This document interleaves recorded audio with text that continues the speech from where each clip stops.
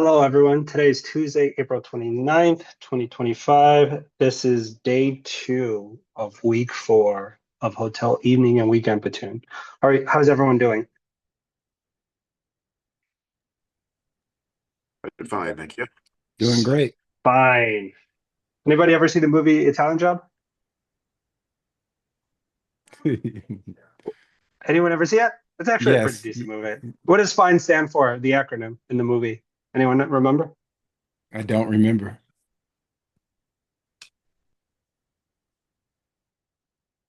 What was it? Frantic, insecure, neurotic, and emotional? So every time people say FINE, that's always the first thing that I think of. I don't know why.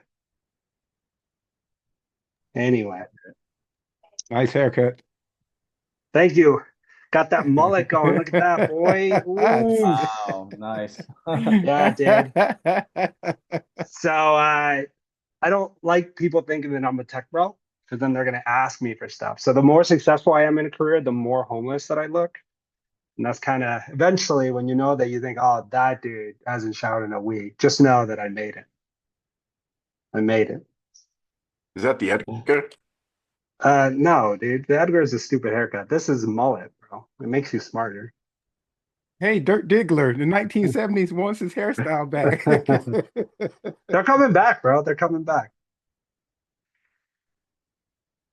Alrighty.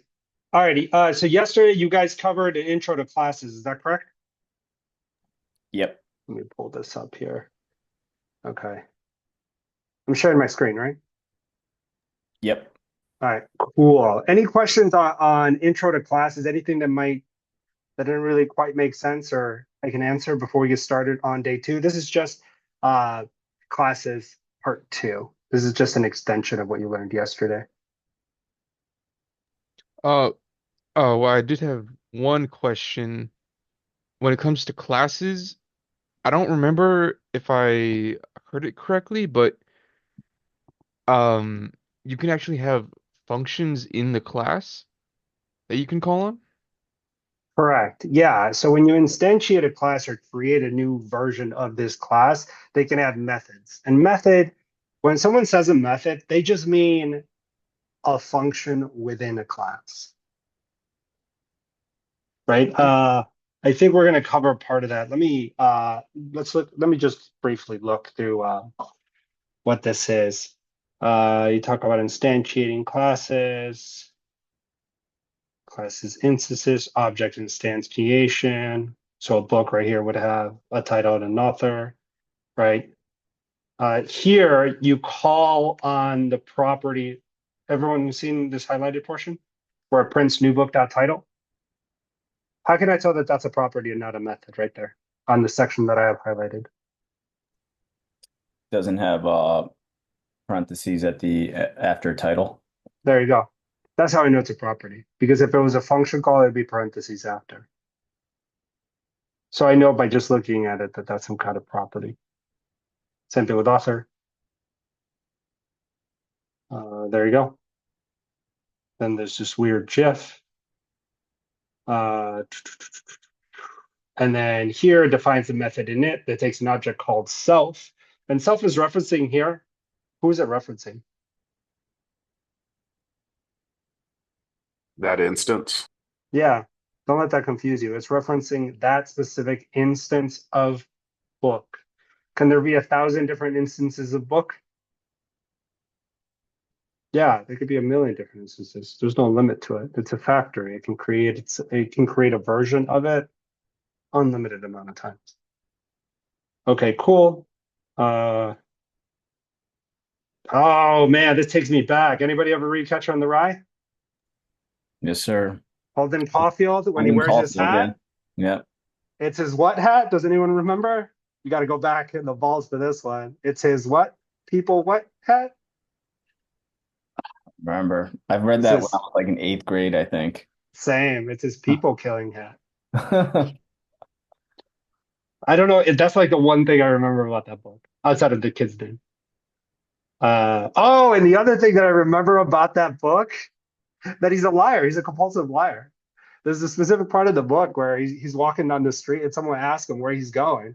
And he's like, oh, I'm going to the laundromat or something. But he was going to a grocery store. There's nothing to be gained by lying there. He just You just lied did. anyway. I remember him just like yelling at like waking up the entire like school or whatever the hell he was at when he was leaving. He's like, "Good night, you bastards," or something like that. Went up and just yelled it out. Just no reason for it. I like it. I think the older I get, the more I like that book. Okay.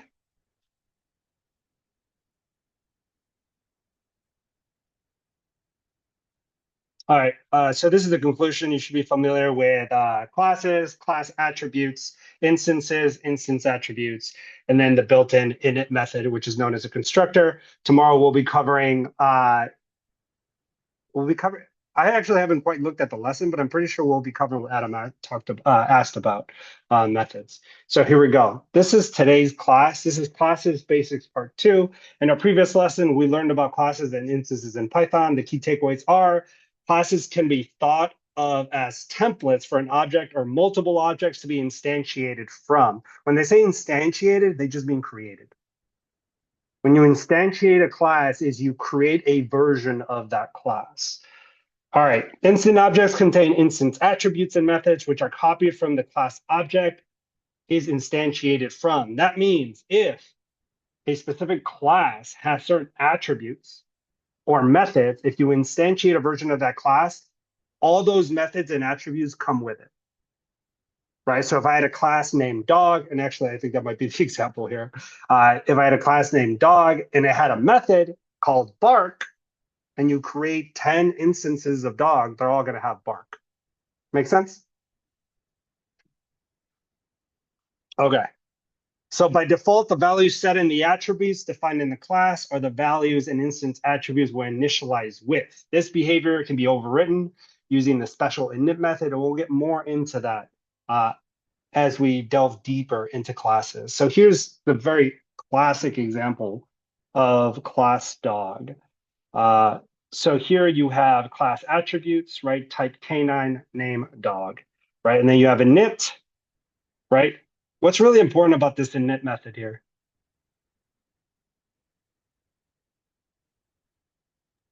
As far as like the syntax, Yeah. What's gonna happen when I instantiate a class dog here? I need to pass it what? If I only had these first couple lines of code, I know I would have to, if I wanted to create an instance of dog, I would have to pass it what? You must pass it a name. Yeah, it's expecting a parameter of name. So dog Fido or dog Benji or dog, whatever. If I had a dog, I'd call him Laser. I'd go down to San Antonio to Lackland Air Force Base and get one of those washed off bomb dogs. He didn't cut it to sniff out bombs, but he'd cut it to be my pet. You know what I mean? You can do that, by the way. I had a guy when I served in the military. His main job was in the kennel at Lackland. So he took care of all the dogs, as they were being trained and bred. And like the attrition rate of those dogs completely irrelevant, or like 1 or 2 out of 100. Like to be like a bomb sniffing dog, you have to be like the most elite of dogs. Anyway, they do that training in San Antonio, not too far from where I live in Austin. Alrighty, so we have dog A here, apricot, and dog Buddy. And what do you notice here? What are they trying to teach you here?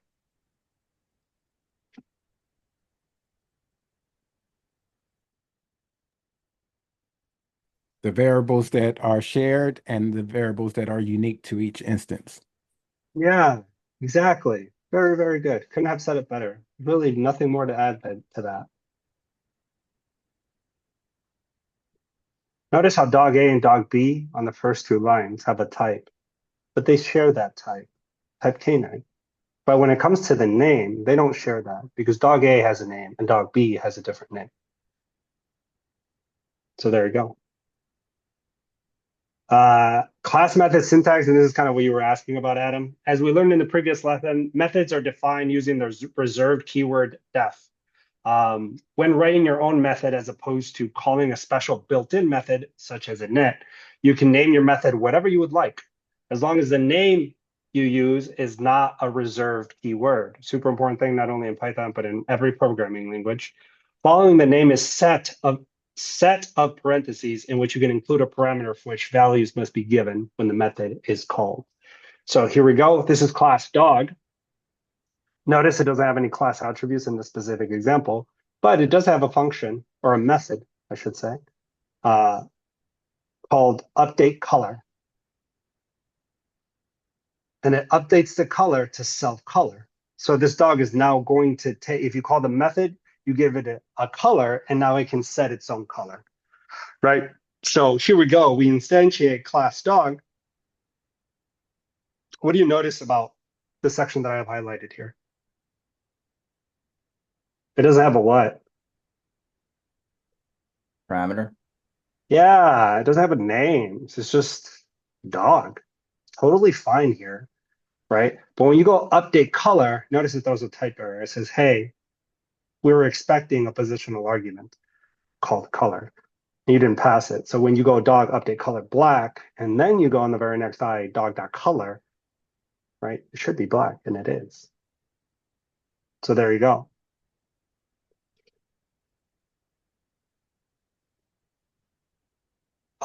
When parameters are required in the method definition, calling the method without passing in the value will result in an error. And this is true across all of programming.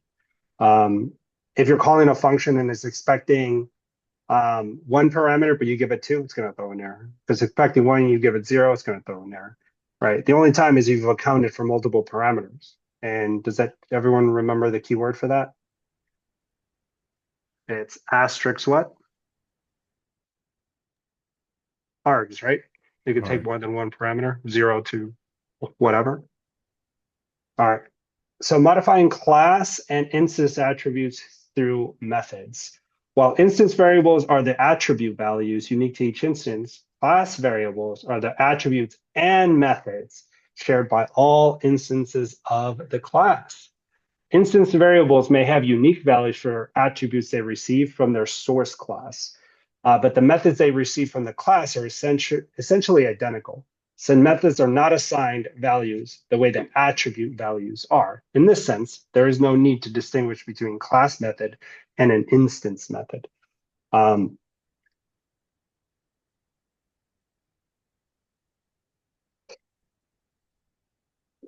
That's a little confusing. I'm not going to get into that much right now, but as we go through the next example, it should make a little bit more sense. It's still important to note that the methods can interact with both class attributes and instance attributes. So defining which attribute is modified by the method should be done deliberately. And actually, the next part's actually really important. Really important thing to understand when working with classes. So we'll try to take it slow here. So here we have class attribute, species canine, color brown. Yes? So if I just have those first 3 lines and I instantiate a class dog, what's going to be its default color?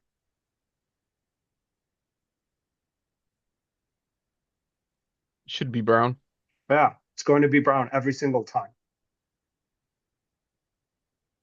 Right? What about if I do these lines? And now I instantiate a class dog with a name Benji and a breed pit bull. If I call color on that specific dog, what color is it going to be? Brown. Why? Well, it's basically taking the class variable, and since it's an instance of that class, they all get a default color of brown. Yeah, I haven't changed it at all. Just because I now gave my specific dog a name and I gave it a breed doesn't change its color at all. Now, however, I add a method to it. I added the update breed method.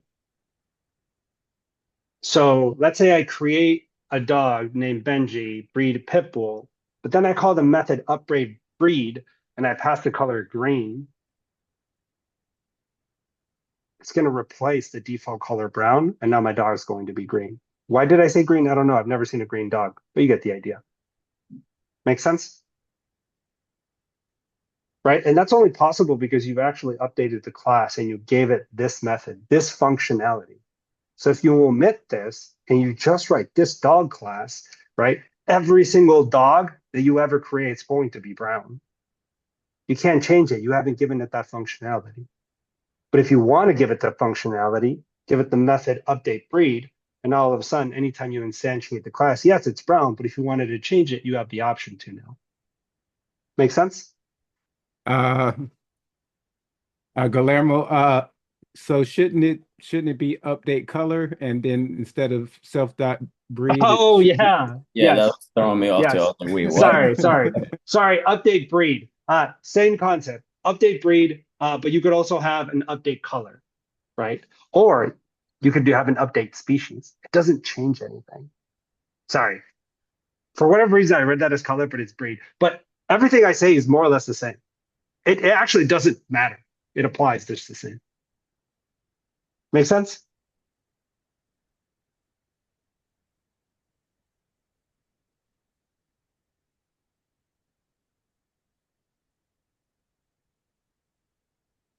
All right, so here it just kind of goes through these specific attributes like breed, right? If dog C breed, notice that when you instantiate the class, you give it the breed of Cocker Spaniel. So if you call it, obviously you're going to get Cocker Spaniel. Dog D, right? His name is Delilah, and it's a Dachshund. You call breed, it's a Dachshund, right? On dog C, you call color, and it takes what? The default color. Makes sense? But if I wanted to create a function here and call it def update color and pass it to color green, can I update it? You could. Same thing here. Dog D, color brown. It's always going to be unless you give it that functionality, right? Update breed to Canon. I don't even know that was a breed, right? Now you call dog C it and you've effectively replaced it, right? It's just a simple reassignment of variable, right? Or property. Well, all he's done is just a reassignment of a variable. It just happens to be a property or an attribute. Make sense? Okay, here color. What is this doing?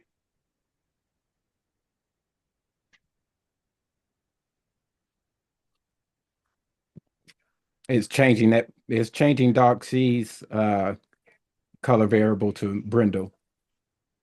So Right. yeah. Yes, it's changing color C's dot color, right? Because it's just a class attribute that's reassigning, right? I think it's going to go into it here, but ultimately you don't want to do that. We'll get into it a little bit later. You can, right? But ultimately you want to have methods that do that for you. And we'll get into why in a little bit. I don't know if there's a date to read this, but we'll get to it. So yeah, remember, just variables being reassigned, right?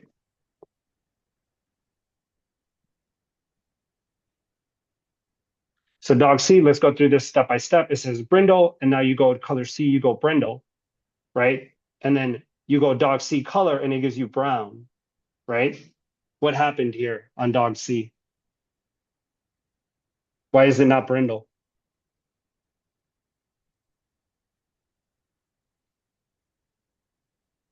Look at all this here.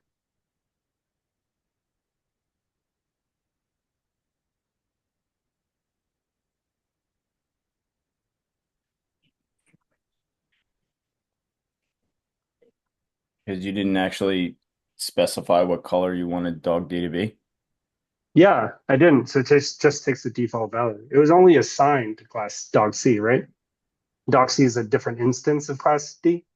Now, if they share some functionality amongst them, fine, right? But if you reassign a default value of one instance, that doesn't affect the other instance at all, right? They're copies of each other. If you rip one copy, that doesn't mean you rip the other copy, right? All right. And this is pretty much what this says, because the breed is defined as an instance variable. Modifying its value only affects the instance it was modified for. I don't know why it didn't let me highlight all of that. There you go. Pretty much what we just said. All right, so because color is a class variable, we create a new instance variable with the name as a class variable, but only for the instance dog C, kind of a continuation of what we are just discussing. Why this is why it's important to understand the difference between class and instance variables, right? Why it's important to be intentional with the variable names that you choose. If we wanted to update each class variable, we can do it like this. Here we have a class with class attribute K9 and brown, just like we did before. We have the init, right? That when you instantiate dog class, you're going to give it a name and a breed just like above, right? And then here, what's this known as? We learned this, I think, last week. What's this known as? Decorator. Yeah, it's a decorator, which means it's going to give that function what? The function's only gonna run once the decorator is true, I guess. Not quite. It's simpler than that. I'm asking for a simpler answer. Class method is effectively what under the hood? Yes, it's called a decorator, but it's just a what? Function. Yeah, it's just a function that's doing what over def change color, which is also a function. It's what? It's just changing the color. No, it's For wrapping the function, right? Remember Right. when we did decorators, right? So Right. class method is just another function that's wrapping change color, and it's wrapping it to give it added what? Added functionality. It's just giving it more power. It can do more now, right? So that decorator is really under the hood. What is it? It's just a wrapping function, right? So here you pass in instead of self, you pass CLS, and CLS is short for what, do you think? Anyone know? Class. Yeah, class, right? So here I'm changing the behavior not of self, right, but of the entire class, right? For this specific, I'm giving def color superpowers here. So we're going to give it that power, right, to change the color of the class, right? So here we go, class attribute. I'm giving it power to change that, right? So here, dog C, Carl, Cocker Spaniel, dash hound. If I go print dog C, which is Carl, a Cocker Spaniel, right? Color, I get brown, brown. But now I go dog C, change color, pink, right? So when I go dog C color, it comes out pink. And I do dog D color, it's pink. What? Why is dog C and dog D both color pink when it kind of appears that I only changed it on dog C? Because at class method gives it superpowers to actually change the class variable with all instances. Yep, that's it.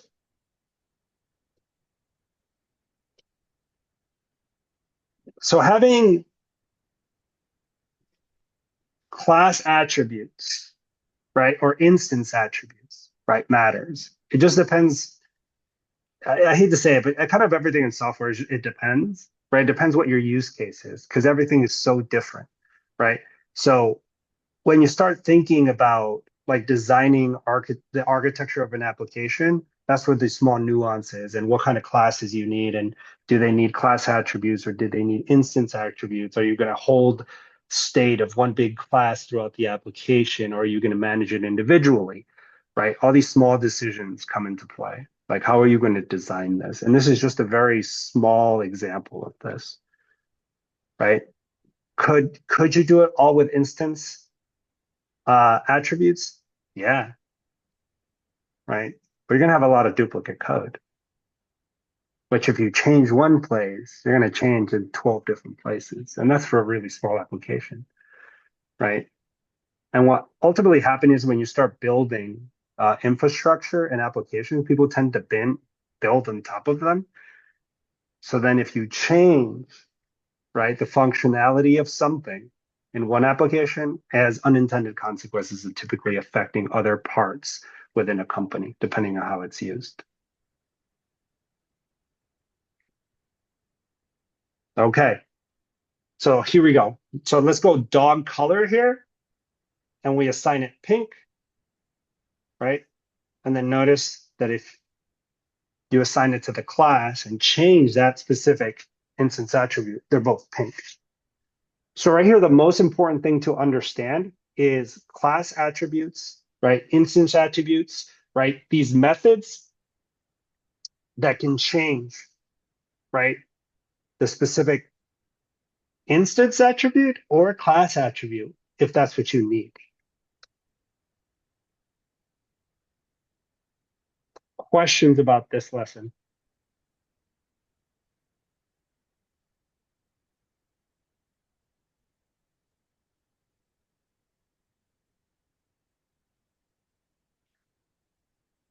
Go ahead, Art. Hope hope this isn't confusing, but like the species that you have up here designated as canine, and the other what we used to call variables, that's called brown.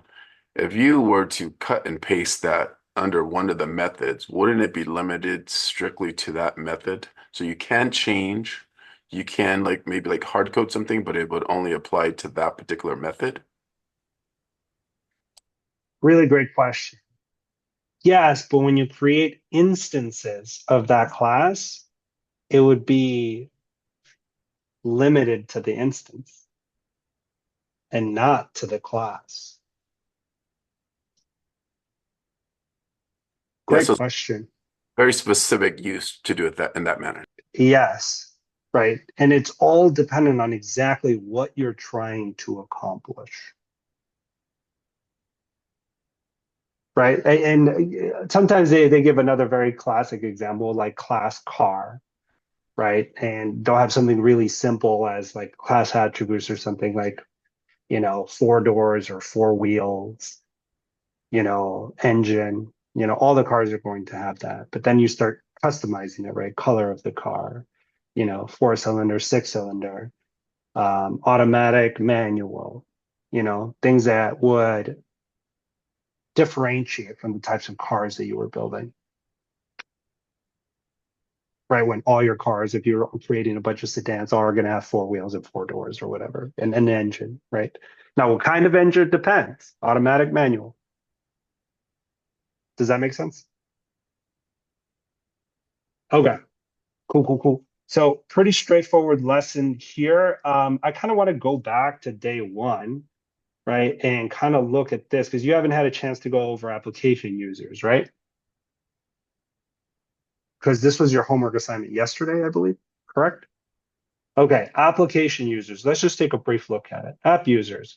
We have the next big thing on the interwebs, but a thing isn't anything without users in your application. Users can sign up with all kinds of valuable personal information like name, email address, driver's license number, you name it. Write a user class that can handle your growing application's needs. Create a few users. Did anyone complete this? I showed mine last time, unless Oh, anyone else okay. wants to show theirs again. Okay, perfect. No, I don't know what happened on Monday. I'm just making sure that you guys got started here. Okay. This has already been shown. You guys got it. Cool. Now let's just briefly look at the assignments for today. This is class 2. This is Armstrong numbers. You've seen this before, and application users too. So let's look at Armstrong numbers. Okay. You're talking about the example as the digits. Yes. Do they equal the number, really 0?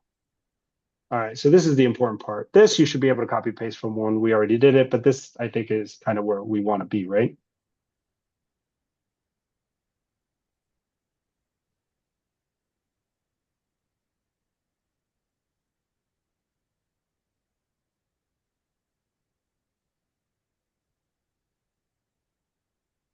Wait, this doesn't seem any different, does it to you? I think that's why I was kind of stressed out. I was like, how am I going to apply this to the current topic of class? Okay, ignore that one for now. Let me touch base with Jordan on that one. Let's just skip to app users 2. Let's look at app user 2. I know I'll touch base with Jordan about that other one. I'm not quite sure. I don't know if that's misplaced or if they wanted us to do something with it. All right, let's look at app users 2, which is just an extension of app users 1. Literally overnight, your insert application name has really taken off. You decide to add a new feature to your app, hosts. In order to gain this new functionality, you'll have to modify your original user class. So feel free to start from the user apps 1. right? Requirements, add a method to your user class that allows for creating a new user post. So that would be something like create user post, right? Add a necessary instance property to make step one work. What data structure should you use?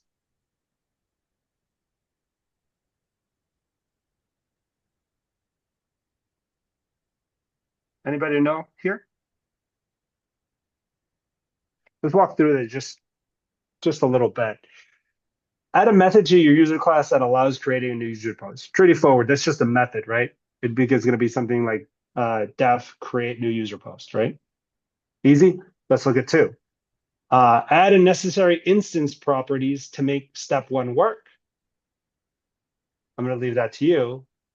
What data structure should you use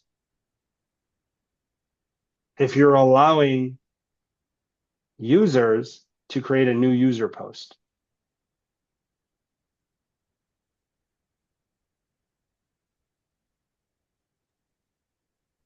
You muted, Cisco. You're muted, yeah. How are you going to keep track? All right, so let's think about this. Cisco, did you want to say something? I was just going to say a dictionary. Yeah, I'm kind of leaning dictionary here. Think about those. So you have a class called user, and the class user is going to be able to create a post. Can a user create multiple posts? Yes. Yes. Okay. So somehow we're going to have to keep track of all of these posts every single user can make. Okay. We kind of don't want to list because that's going to be a pain to iterate over 1,000 posts, right? Mhm. Okay. So probably dictionary might be our best bet there. Okay. So let's go to 3. Add a class variable that stores the posts from every user. Add a class variable that stores the post from every user. Okay. So that class is going to have some kind of dictionary that holds all the posts, right? Something like that, maybe. Okay. What data structure should you use? Make sure that the information stays in sync.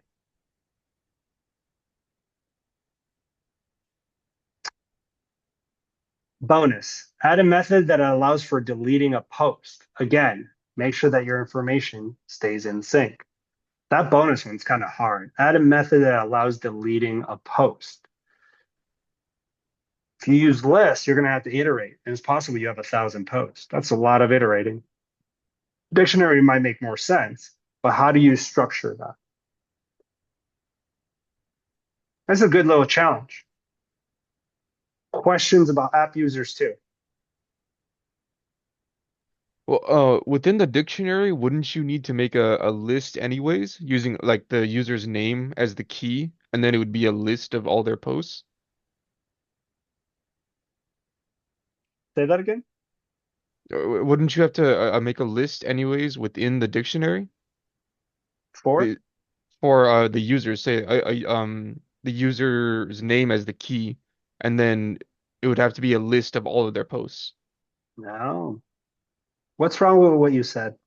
Anyone know? Yeah. You're placing the dictionary within the, if I understand you correctly, it's you're placing the dictionary within the class itself, and every instance of that class is going to have all the users in that instance.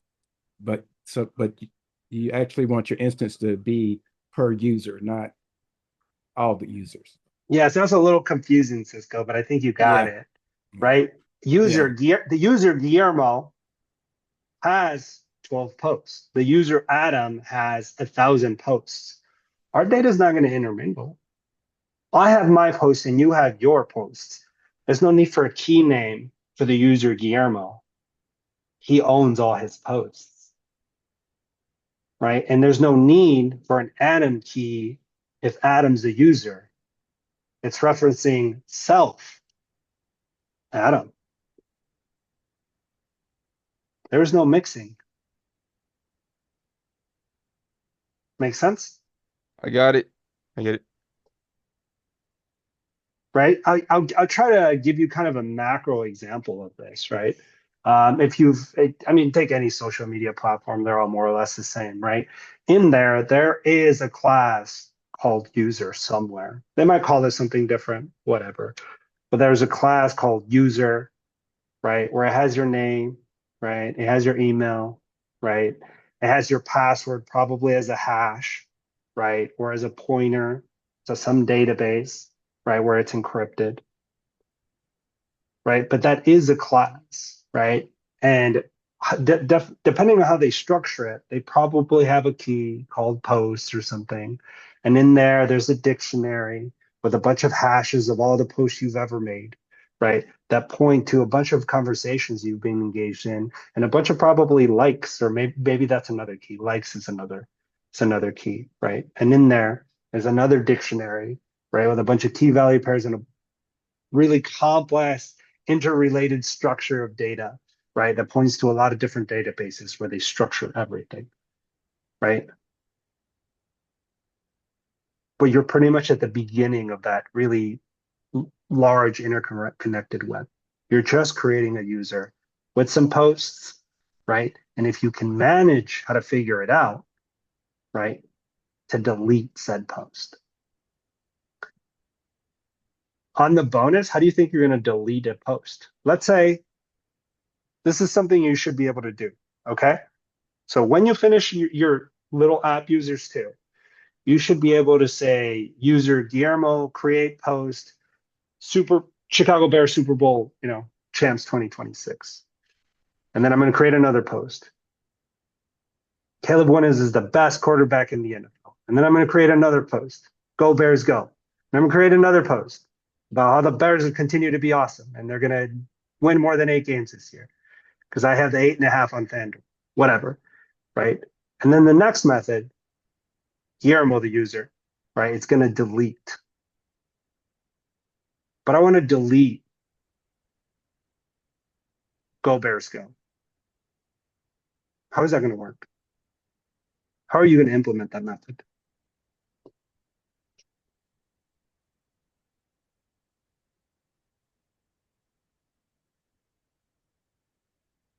And I just gave you like 5 posts, right? What if I have 10 million?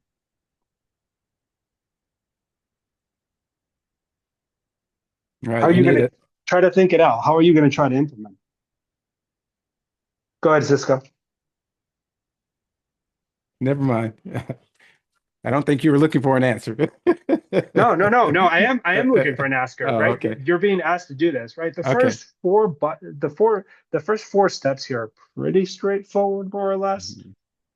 right? Maybe step Yeah. 4 is a little harder, but then the bonus is kind of what gets a little tricky. We can add all these posts, right? Maybe you could have this is not in the challenge, right?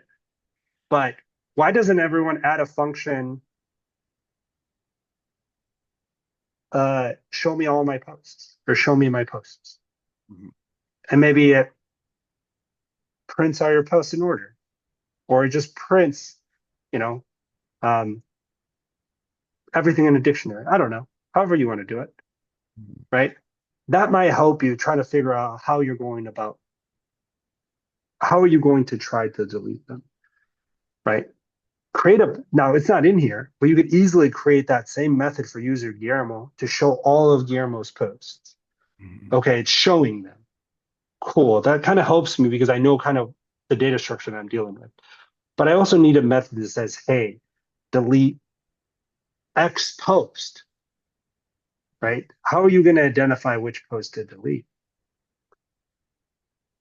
right? Notice that when you're on social media, you just press a button, right? If you don't like a picture or your friend tags you on something and you don't look too cute, you untag it or you delete it. There's a lot going on there, right? How does the computer know which person to untag or which picture to delete? Mhm. Right? Because there was a lot of activity, right? That picture was posted, it was liked, it was commented on, right? Maybe you're seeing it a day late. There's already been a lot of activity, right? How does it know that that's the one when you press that button on that X or the delete button? How does your application know that that's the right one to delete? Because it's somewhere in the database, it's somewhere in a data structure, right? All right. I think I've preached enough, right?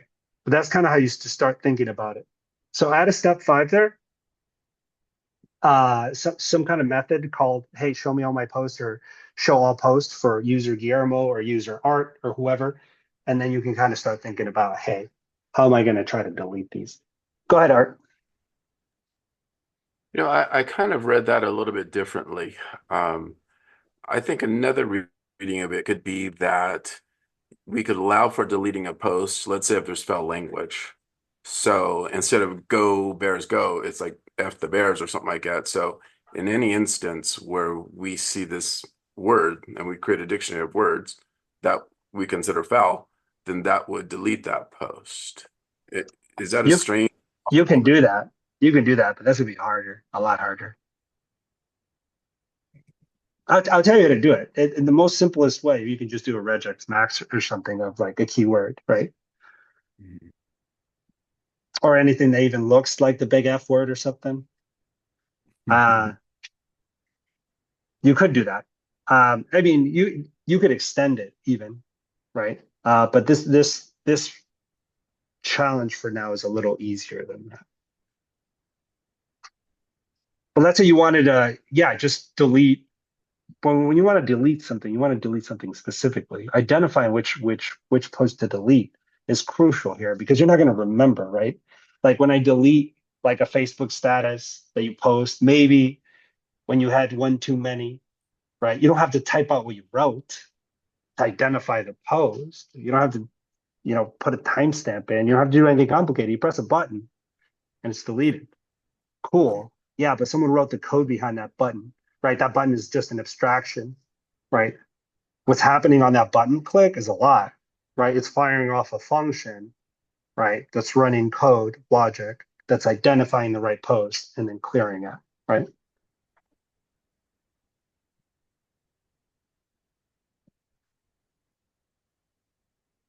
Make sense? Yep. Yep. All righty. I'm going to go ahead and open up. I'm going to pause the record. Okay, reporting is in progress. How are we doing so far? I dropped some code in that question channel. When I forget to give you some instructions or something helpful, I'll post it in that channel. Did everyone grab it? Okay, I want to apologize. I jumped the gun. I gave you directions to use a dictionary. The dictionary here is the optimal solution. So I will not apologize for that. But its implementation is outside of your ability at the moment. But entertaining. How do you think you would have done it if you used 2 dictionaries instead of 2 lists? You would need what?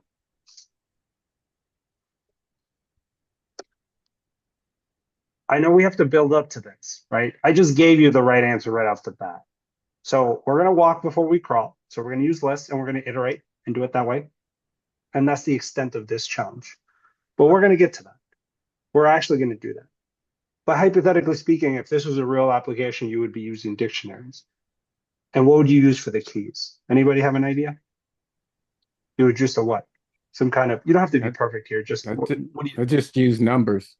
Yeah, some kind of post ID, right? Right.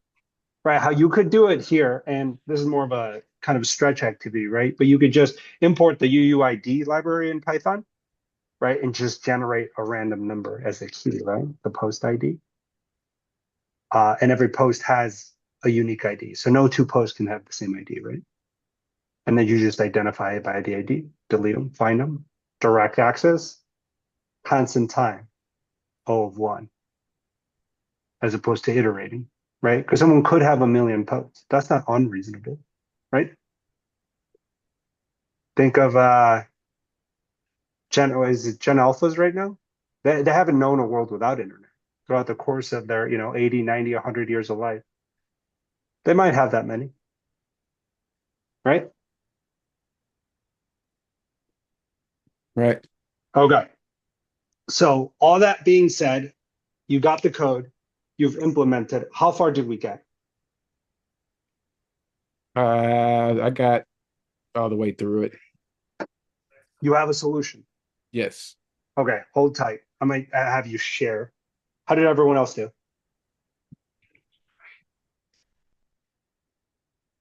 Just a lot of trial and error.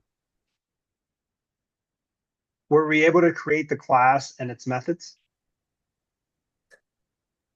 I keep getting errors uh when I was just testing methods out and I'm getting errors, so I'm just trying to troubleshoot that right now. Okay, we're gonna go over that right now. Okay, I'm gonna share my screen, but then we're gonna get to your solution. Okay, so let's go. Okay. All right, I'm gonna share my screen here. Can you see my VS code? Yes. This is the code that I gave you, right? That I posted in the Slack channel. And this is just an example of if you wanted to use the IDs, right? You'd import this library. Mm-hmm. I would cast it as a string, right? And then when I was creating my post, I would do something like, and let's say, let's call it post. Why not? No, let's call it content, right? So here, let's say hypothetically speaking, right? I'd have content, right? I'd give it a dictionary. I'd give it, let's give it the key of self first name, right? And you could, you know, you could give it first and last name or whatever, or hyphenated or however you want. Let's just give it the first name. We can give it that key, and then we could easily just give it, right, some kind of, go Bears, some kind of content, some kind of name. I can give it here. What could be its value? Right? Content, I can give it the key of my name. Okay, I created it, cool. Right? And this value can be what? Any string, Yeah. anything. Yeah. Yeah, but I can even take it a step further, right? He could be just another dictionary, and it could be, right? It could be post, right? Whatever I wrote, right? Another key could be date. I could import date time here, right? When was that post made, right? I'm just gonna write it. I'm not gonna actually do it. Import date time here, right? I could do uh, anything else that I wanted to include in this specific content, right? So you kind of start to see how a post is made. Okay, this person made it, right? And the post says whatever I wrote, it was posted on this date, and you could add any more data that you wanted to. Does that make sense? Right? If you Yes. wanted to, I mean, the user's phone number in every post, you could do it. I don't know why you would do that, but you could, you know. But just some things that you could, and then ultimately, right?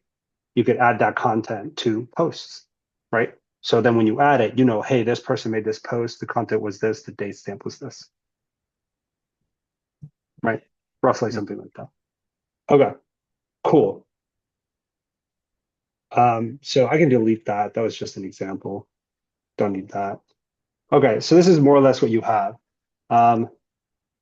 If this was you, what's the first thing that you would create here?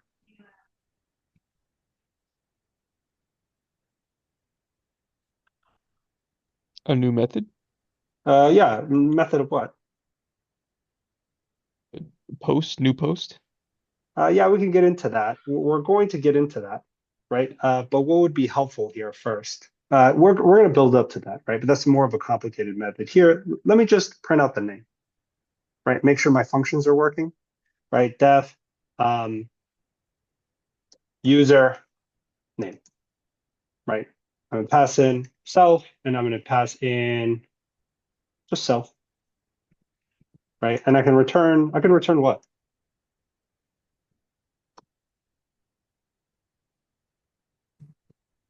Just return self, see what happens? No, but I know my name, right? And this class, right? If I was to create a username and I call this method, return its name, I have it. So how do I print it? How do I return it if I was to call the user name method on a class user? So well, self dot first name plus self dot last name, or There comma you go, self dot last name. right? So I could go first name and then I could do self dot last name. So this method, notice how this class now just has a method username, right? So if I was to create Guillermo, right, and I create user, what methods does user take? I mean, what parameters am I going to have to give it? What argument values? I'm going to have to give it a what? Strings. Yeah, what am I going to have to give it? You got to give the first name, last name, and email. Yeah, let's go with my nickname. I'm going to go Gmail for first name. I'm going to give the last name Aguilar. Cool.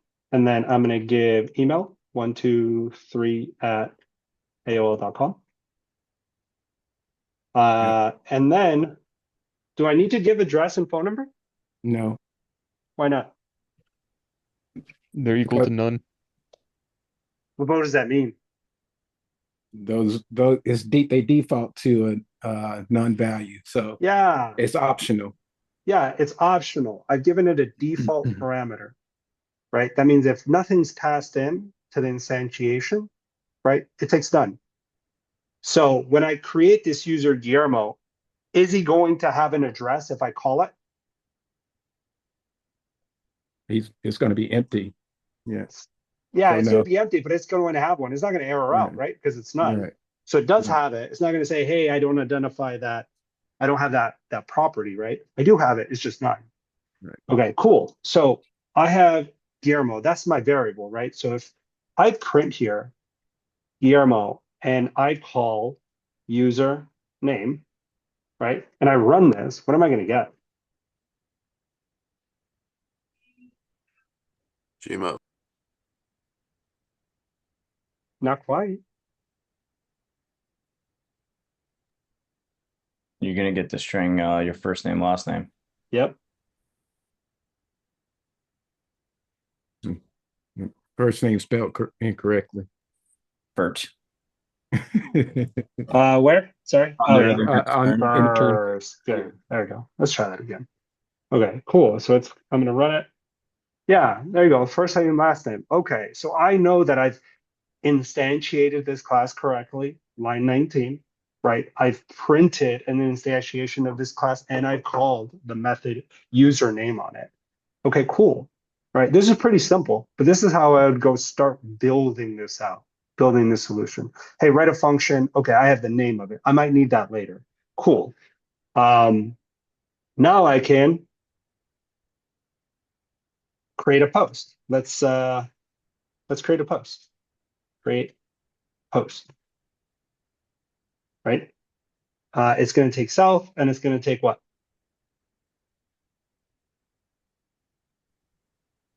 Post. Post.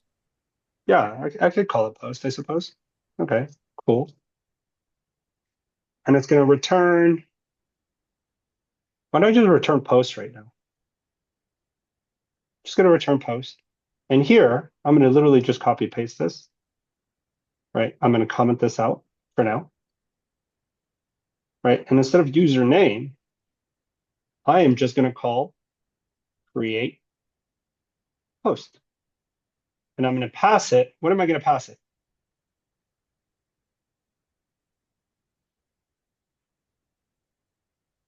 just a string of whatever you want your post Sure. to be.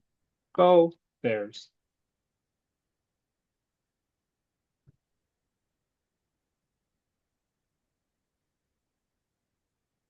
And if I print,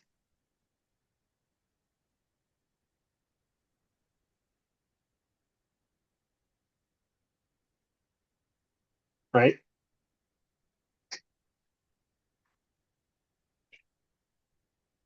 If I print line 25, what do I get?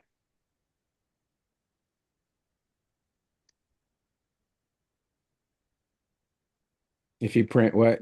If I print line 25 like I had earlier. It's gonna print all your info with the post Go Bears. Is it? Let's see. Mhm. Just printed Go Bears, right? Because I have an instance of Guillermo, right? First name Gmo, last name Aguilar, email, right? Address none, phone number none, right? I create post and I print it. Well, I created a post called Go Bears. Okay, so let me look at my function. Line 17 says create post. I pass it a string. It just returns post. It returns exactly what I sent it, right? The argument that I passed. So it just says Go Bears. Okay, easy enough, right? But from here, we can start building complexity here, right? Notice how I started very simply, right? And now I can kind of go about creating this post, right? So how do we do this? So if we wanted to create a post, okay, we're going to pass in a post, right? How do I want to build this post? Anyone? Right here on line 18.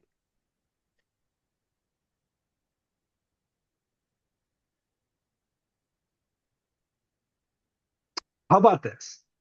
What do we want in our post? Let's take some notes. What do we want our post? Every single post of this user Guillermo, right? What do we want in that post?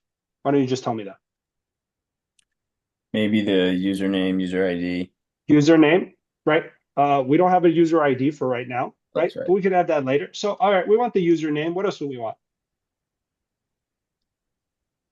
If you had the date and time, can't remember if you deleted it. Okay.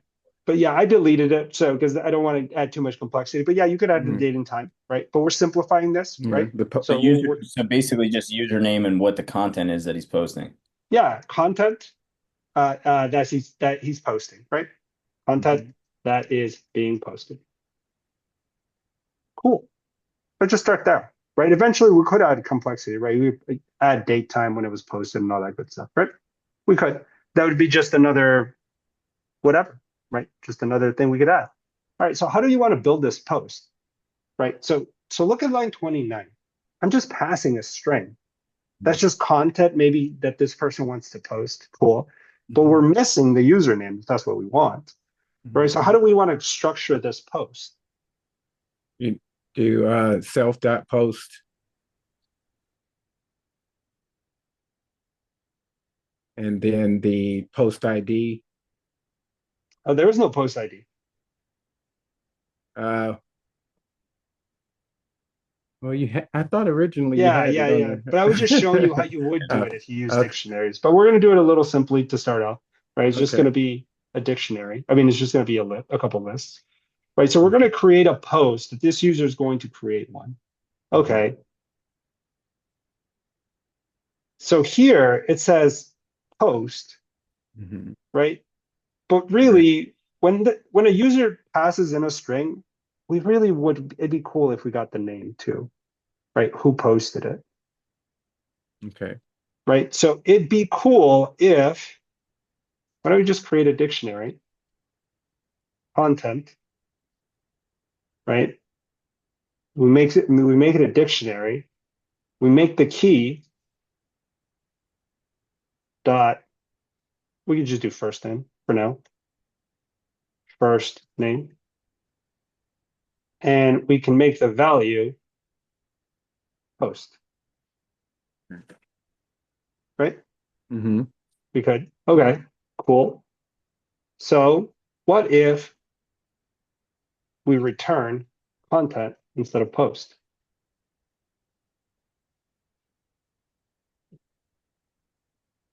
Cool. So if I run this, I run python user.py, what do I get here?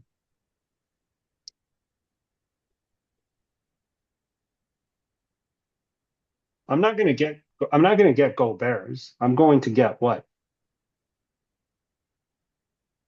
You're gonna get the content with the content dictionary with the key of the first name and the post Go Bears.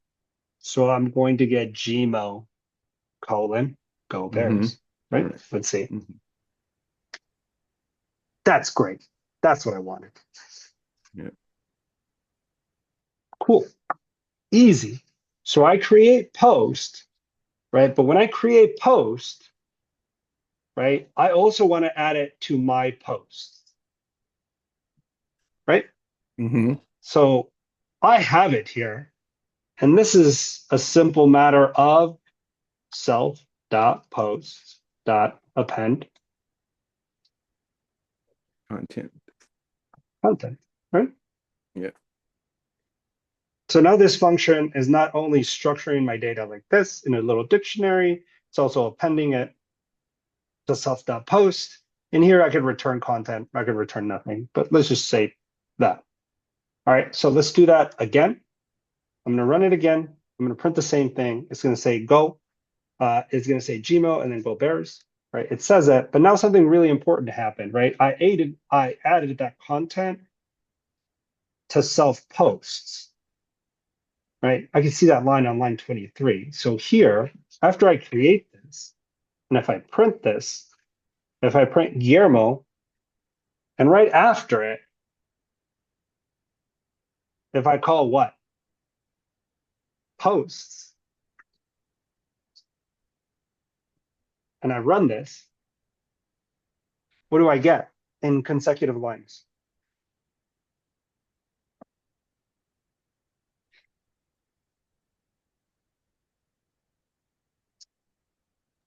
All of your posts. Yeah, but be very specific as to what the next two lines are going to print.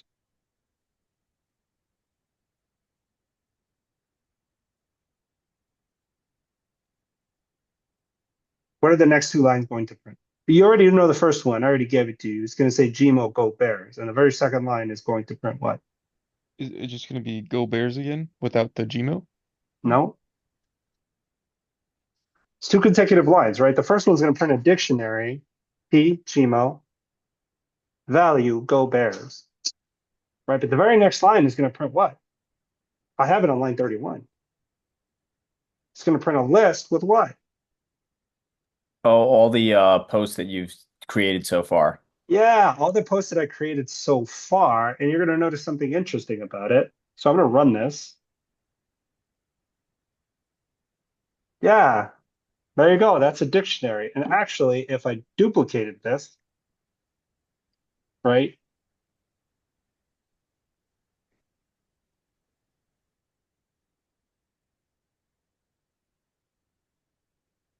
Right? And I run it again, now it's going to run, it's going to have two items in that list, right?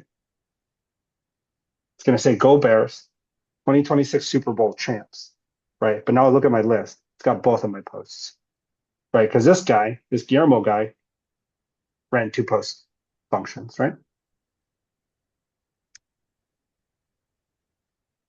And to add this to all post, it's pretty simple, right? You just add it to all posts in the same function, right? Because when you're adding it to my post, I want to add it to all posts. And then how do you find Gmo's post in all post? It's easy. The key says Gmo. That's how you know who posted it, right? So then you can filter all post by first and last name or just first name for now. Make sense? Do not try to build complexity. And this is kind of how I screwed up earlier when I was like, oh, dictionaries. You know, I forgot what it was like to learn how to code. No, do lists, right? Let's start simple and build complexity into our application. Make sense? All right, go ahead, Art. Please tell me if this is not relevant at this point, but the way I read the instructions for this challenge, I thought we had to create a the ability for a user to actually input a post. So I was trying to use that input function, and I've seen it before. I don't know how to use it, but like we can create code so that in the terminal it'll pop up and say something like insert your comment here or something like that. No, you don't have to use it that way. That's when you're taking user input. Okay. Okay. But for right now, you don't have to do that. We're just walking through how classes work. But eventually, yes, if you build an application, you take user input from some kind of search bar, right? And eventually that becomes maybe, right, a key in a dictionary of content that gets stored in a database, right? Or gets shown to the user somewhere else. Right. So there's a place for that. We're just not using it here.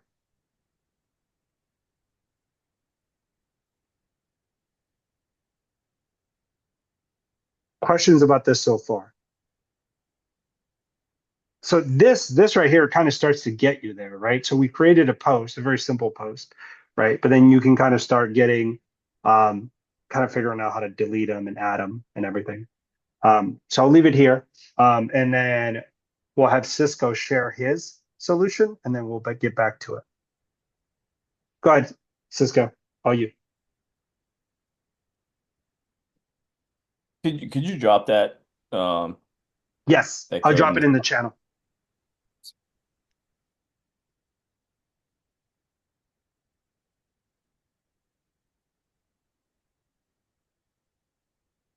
Can you guys see my screen okay? Hello, Yep. hello. Oh, Yeah, we got you. all right. Oh, righty. So I went about it similarly in the same way, except for I did not allocate for the username, and I just basically created the method for creating the post with the value parameter placed inside of it. I quickly used that UUID that you were talking about. I initially didn't have it in here, but while you were walking us through that example, I placed an example in here where it actually populated the UUID for the post ID and basically just assign the value to the key of post ID.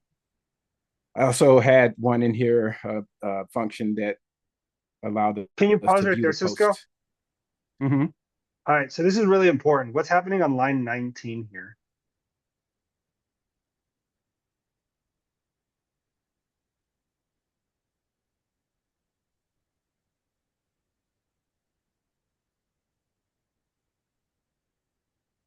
So do you want me to answer No, that or you not want you. somebody else No, to not answer? you. Okay. Cisco, is value, are you referring to the value in the dictionary? So you're assigning that post ID as a value in your dictionary? No. So the post ID is being populated from the UUID function. And then I'm taking that string that UUID is creating, placing it in the variable called post ID. And then I'm using the self.post here from the class variable. And then I'm using that as the key for the post. Yeah. So this would be the optimal way to do it. Well, first, we're going to do it with lists, and it's as a stretch goal, right? Implement with dictionaries. But look, line 19 is really important because what's happening? He's effectively going into post, which is a dictionary, right? And that key is post ID. So if you look at that dictionary after a million posts, all the keys are going to be IDs, and you retrieve every post via ID. You don't have to iterate. And the value is just whatever you pass to create the post, whatever string or whatever. Make sense? All right, keep going. Okay. And so I created the view post function. So you could just, use it just to go into it and view what post each user has. And then I also created the delete function here where you're able to delete the post for the user. So, delete was really, you have to know the key in advance, right? In order to properly delete it. So I'll show you the examples that I ran here.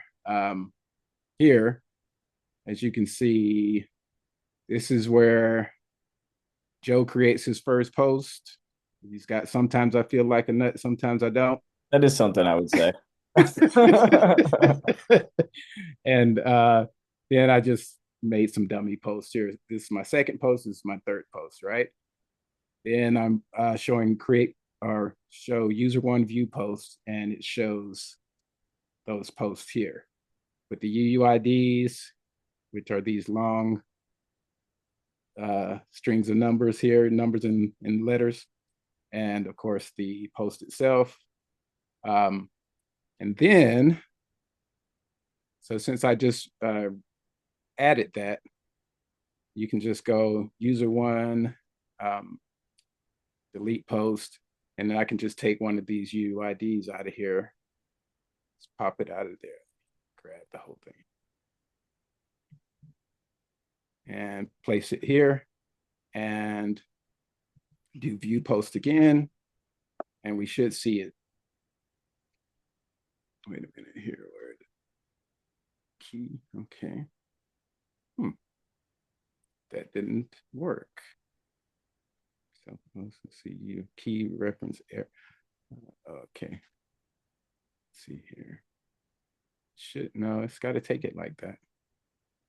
Okay, that didn't work with the UID. Don't worry about it. Keep going. The idea is the same. Yeah. So yeah, in my old example, I had it where you could actually, let's see here, use the delete function. As you can see, I had it here where I was just using numbers instead of the UID, right? So I was just saying delete post 4, right? And then when you viewed it again, you would see that the number actually did go away here, or the post actually did go away right here. Here's the example. So this was the initial 3 posts, and then after running the delete function, I deleted post 4. So all you see now is, oh no, this is post 1. So I deleted post 1. This one's post 4. I deleted post 4, so you don't see post 4 in there, right? So it's gone. Post 4 is deleted. That's pretty much all I got. Actually, I really like this. Notice how he used very simple numbers, post 1, post 2, post 3, as he was trying to implement the UUID, right, for the keys. That's great. That's really great in not only how you build software, but it kind of mimics when you're on the job too. When you get to your job, you're going to realize that some frameworks or some parts of an application aren't finished, but you're slightly ahead or they're slightly behind, and you're putting in a lot of dummy data and mocking a lot of services that aren't ready yet. So you'll be building that out, right, with dummy data, pushing it, validating it, right? And then it comes to a point where that specific part of the application is finished, and then you swap out the URL strings or whatever components, and then it should work just the same. Make sense? Because he did 1, 2, 3, 4, simple swatch with literally UUID for the key, small change in the code, and nothing should change. It should still work, right? Yep. There you go. Thank you, Cisco. Great job. Mm-hmm. All right, guys, any questions before you get back to it? Cisco, fix that delete since you already finished. Any questions before I cut you loose again, guys?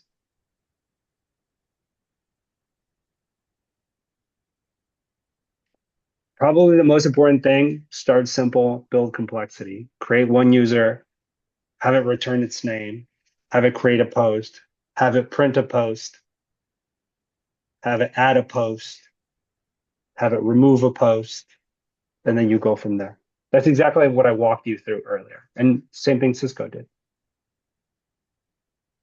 Oh, I found my problem. What was it? I was taking one of the keys from the wrong user. Oh, there you go. Yeah.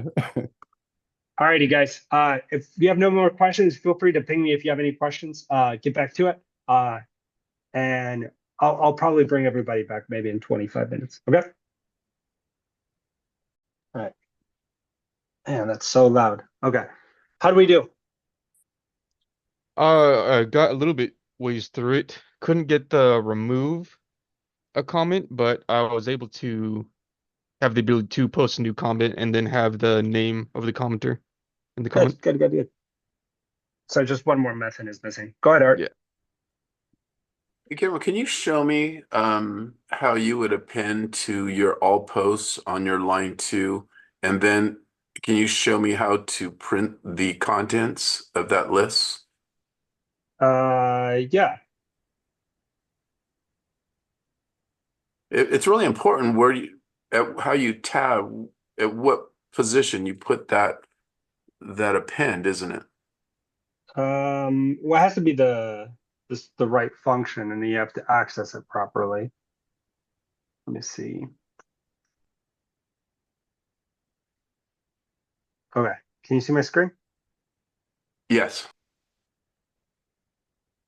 Okay. Am I recording? Yep. Alrighty. Um,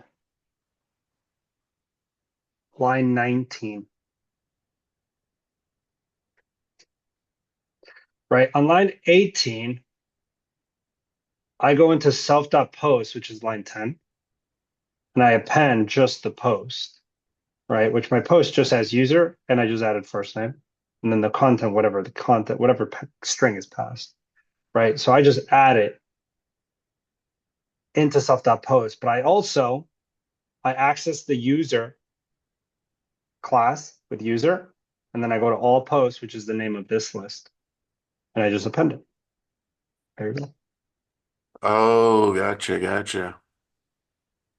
And Okay. obviously I added the sprint statement here, but this is just for the developer. You don't really need it. Ultimately, when you finally have a finished product, you remove pretty much all the print statements. But in the meantime, you're welcome to have as many as you need.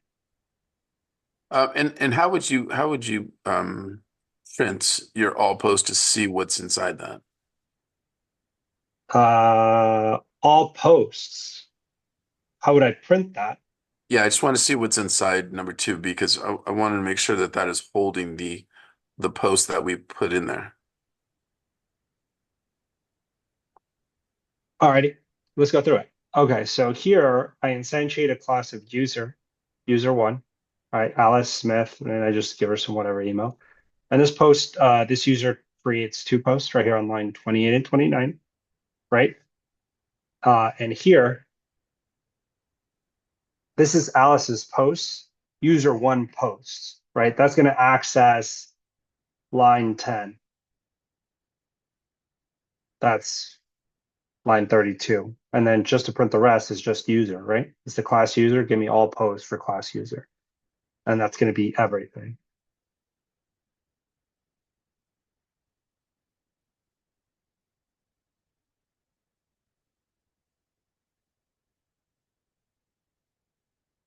All Got right, it.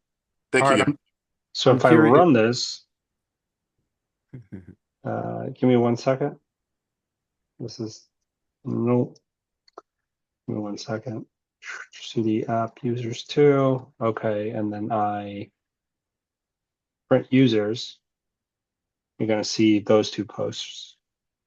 Alice's posts and then all post, which right now I only have Alice's, so it's going to be the same. All right, question. I don't know who that was. Oh, I was just curious if Art was making certain that he wasn't trying to use the append function with a dictionary instead of a list. Oh, no. I had the list set up. Mhm. But thing that I wasn't getting, if you look at line 19, he's calling the class right there to append it, Mhm. which I didn't pick up on. Oh. And it's unusual because it's not called on 18. It's going just right to the self.post. I So see. this is how you're being taught right now. Eventually, right, a class user won't hold all posts for all users, right? This is what you're learning right now because this builds up um, to a more complex way of architecting applications, right? And I'll just go a little bit into it because this is kind of important. This is eventually what you'll get to. So here we have a user on line 24, right? User 1. Then they may create some posts, right? And here I just print their posts, but it doesn't matter. I don't have to print them right now. But just at this line, at line 30, we have a user 1, right? And they created 2 posts, right? Oh, and when we go up here, we see that, hey, we access this class attribute and we append to it. Depending on, again, what your application is supposed to do. Typically, you wouldn't do this. You're learning this right now, but ultimately you might have, let's say you might have a lowercase, class application. Right, you have a class application, and here you have users. Right, and then you have, let's copy this, and then we'll just edit it. We have def, and let's, instead of first name, let's give it app name, and let's delete this. I guess I copied too much, that's okay. And here, I'm just gonna change it. I'm gonna call it app name. Okay, it should just done all, but that's fine. App name. Okay. So let's say I have a class application, right? And my class application holds users, right? Has this list of users, right? So actually, I'm going to copy this. I'm going to just build it down here. I'll leave that alone. I'm going to make sure that that's all created. And delete this. Don't need it. And I'm going to just create it down here. Okay, so now I have a class application, and right now it just has a class name. So if I just wanted to create some application, some app, right, and I instantiate it, application, it only takes one parameter. Let's call it, I don't even know, social app. Cool. So I have social app. If I print some app and I run this, what am I going to get?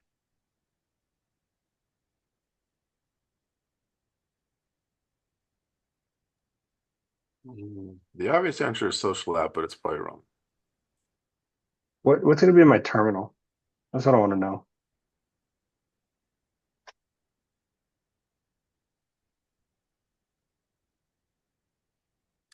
Should have a empty list and the app name. No, it's not going to show me that. Look at what I'm printing. What am I printing?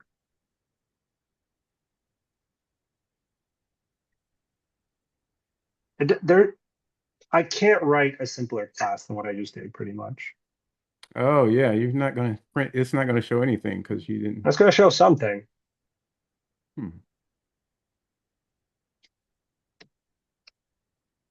That's the last line. Oh yeah, yeah. The address. I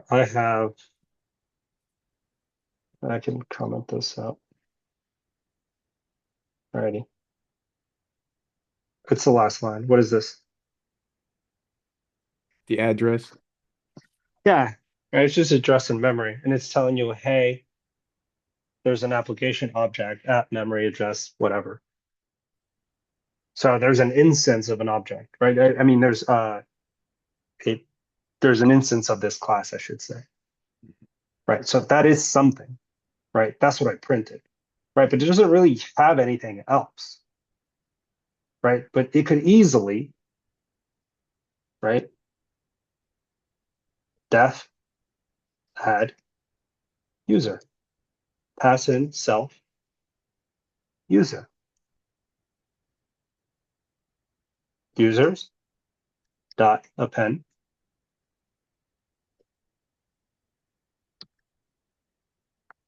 user. What's wrong here? There's something wrong with line 43. My ID's flagging it. You have to call the class. You put applications dot users. Application dot users. Right? Add users. How about print users? print application. Let's see what it does. Oops. Okay. What's happening here?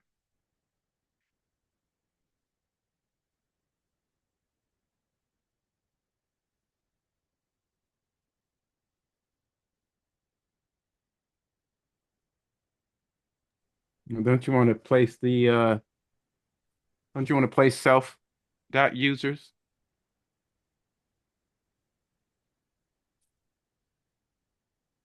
Is the self.users or application.users? Which is it?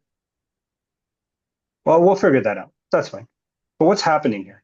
If this shows an error, we'll fix it. But what's happening, or what are we trying to do here? What's add user doing? Or trying to do? Add users is trying to add a user to the list. The To the application users list, right? right. Okay. So, and it takes a parameter of user.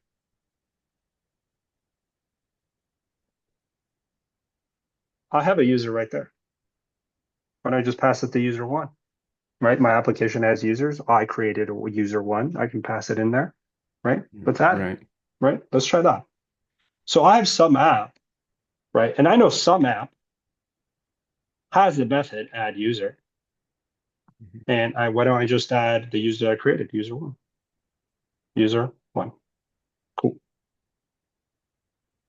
All right. This works. Let's print some app. Let's run this. Oh, sorry. And I am going to print some app. Let's see what happens. Okay. What's happening? My first instinct is that application doesn't know about or is not able to access users or user class because they're not connected to each other. Oh, they're in the same file. They have access to each other. Oh, okay. All right. So if some app, right, I added this, right? Mhm. Can I print this and see what happens? Yeah. Let me try this. Let me print that and see what's happening here.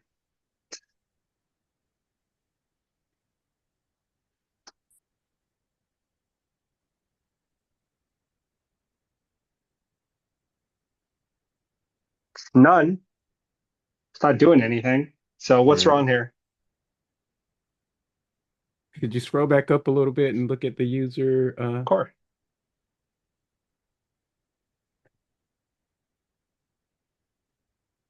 Okay, and you got user one. Don't you have to give it a parameter after that though? Like what exactly you're trying to get from user the user one? I just wanted to add it. Oh, So that's right. That's right. right. So I just added it. Right. Mm-hmm. What could I call on application that would show me maybe what's in there? Right. Mm-hmm. Right. So look at what's happening. On line 47, I instantiated this class. This is it. That's the class application. There's nothing more to it. I Mm-hmm. created it. And now the only thing I'm doing is, hey, could you add this user one to my users list? Could you do Right. that? That's what I believe I'm doing here. After I instantiated my app, I added user. This is a valid method, I think, right? It'd be dope if print, right? How do I print users? Let's say hypothetically all this code is correct. How would I print users? Can I check if it's in there? If that is that object in there? How would I check? You do application. Well, It's some app dot yeah, some users, app right? dot users. Yeah. Is it going to print a list with an object in there? And is that object user one? Let's see. Okay, it's a list. There's Mm-hmm. an object in there. Mm-hmm. We know users is a list. There's only one element in there. Why don't we just index into it? Would that work? That Let's see should. what's in there now. Okay, I indexed in there. Look at that last line. It's not a list anymore. I got the object. But Right. I know that user one has a full name method. Right. Why don't I call it?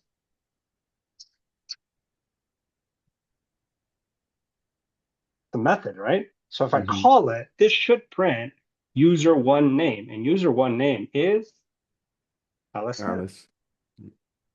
So does this work?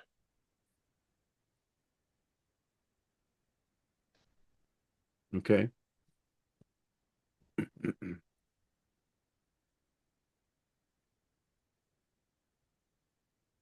This code is right.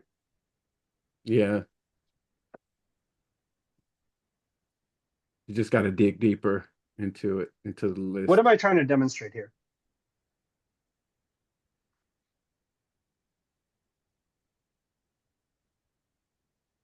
You trying to demonstrate that another class can utilize the values from some other class?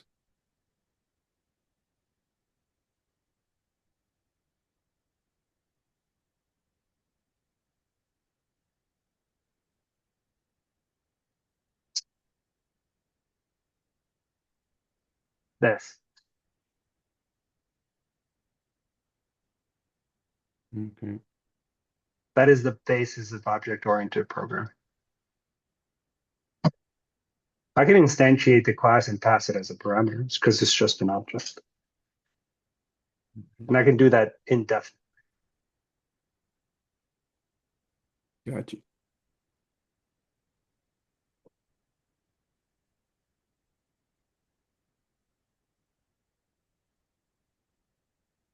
So it's really, really important you know how to create a very simple class like this. Really important, right? And it's really important that you can do something like this, right? Because I just showed you how you could start to add complexity in how real applications are built, right? And actually, next class, I believe is Jordan on Thursday, right? He'll teach you about inheritance, right? And subclasses on where specifically, right? Like for an example, let's say I had, for example, a library. Everyone's been to a library, right? I can create, if I wanted to mimic a real library, right? And this is, I've never looked at the software library, but if I dig into their code base and the software that they have, they're going to have something like the following, right? Instance of a library, right? Every city typically has more than one library. Yes. Mm-hmm. Right. And they probably have some nomenclature or identifier, right? Right. So that they have some class of library, right? But that library, right, probably has a class called library items. Why does it have library items? Because a library carries more than books, right? Right. Some carry DVD. Well, they used to, I don't know if I actually haven't been to a library in a long time, but they used to carry like CDs and videos and DVDs and Blu-rays and a bunch of stuff, right? Cassettes back in the day, maybe, I don't remember. Right? Library item, right? And within library items, right? They have movies, books, Blu-rays, VHSs, maybe, right? Maybe 8 tracks. I don't know. I haven't been in a library in 10 years, 20 years. I don't know. Right? Yeah. And that's how you start kind of, and I don't really want to get too much into it because that's Thursday's class, right? How you start building complexity in applications and how you start inheriting from other classes and you start having subclasses, right? And you start organizing all of your code, right? So it's really important to understand very simple classes, right? And this concept of everything is object, so they can be passed into other classes, right? Indefinitely. And then what you'll learn Thursday, a little bit of inheritance, and I think maybe even composition too, which is the way just to structure and to write code, maintainable code at a larger scale. And I don't even know, I think maybe the day after that's encapsulation, why we encapsulate everything for reusability, organization, and structure. And on line 50 here, guys, I only added one element, and I knew it was one element, so I was able to index into it, and I knew what it was going to be, right? But that's just showing you an example, right? That could have easily been a loop, right? If you kind of go back to Sisto's example where he used UUID and he had a number as the identifier, that could have been that, you know. But I just did it just with one element just to show you, right? But this could have I could have easily, right? Here I just did it brute force right there, but this could have been a method that says find, you know, find X user with name, whatever. It could have been a regex max, right? Hey, return to me a list of all users with the last name Ramirez,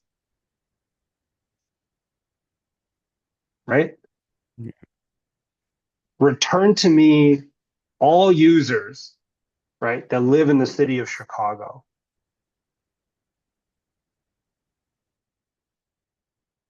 If one of the things that you took for a person's post or a person's registration cited where they lived, address, right? You could filter by that, right? Yes? Okay. Questions about anything I've covered so far?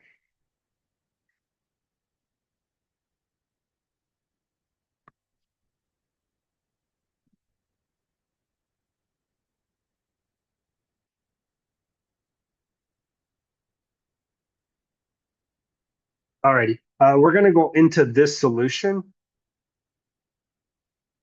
Okay. We're going to go into this solution.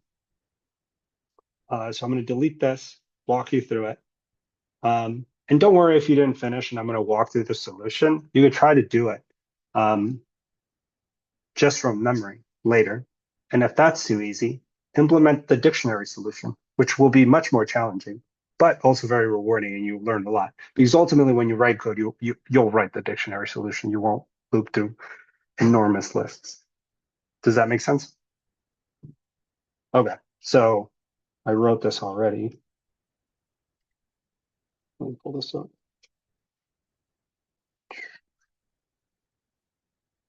So let's walk through it. All right. Okay.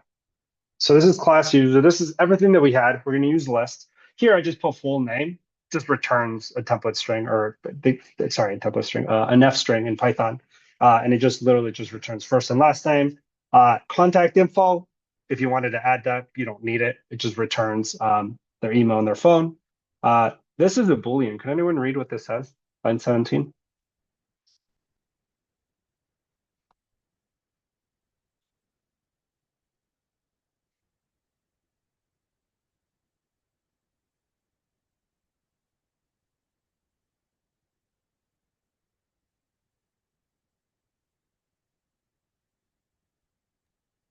Would it be if that instance has a phone number, you're gonna Yeah. add to the info?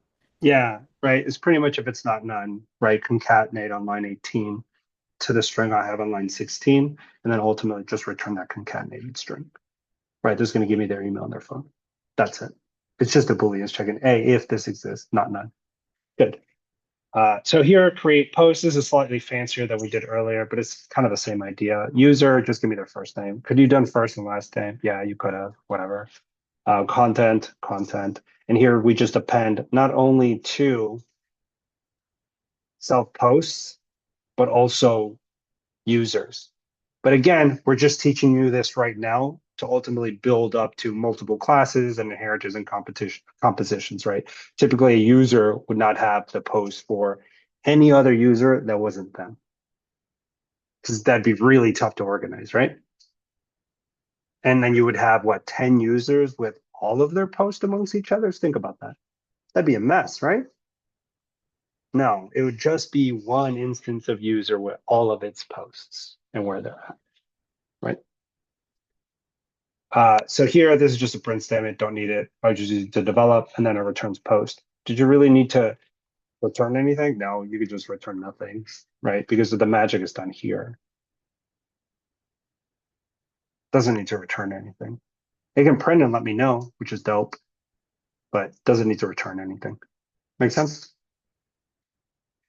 All right, delete post. This is probably a slightly harder one. And this is, I'll walk through it. If post to delete, right, you're passing in a post to delete.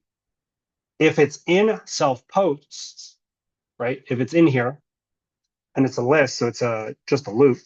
So it's iterating over self posts, right? If it's in there, I want you just to remove it, right? And then the other check is if that same post is also in user all posts, I want you to remove it as well, right? This nested conditional is here because you already, if it gets to here, it already knows which post. It's the same one above. This post to delete is also in here. Remove it. And then helpful print statement saying, hey, we deleted something. Again, it returns true, but it doesn't have to return anything. Just return, done. Print, you could print some kind of error message. We haven't got into error message, so print statement's fine.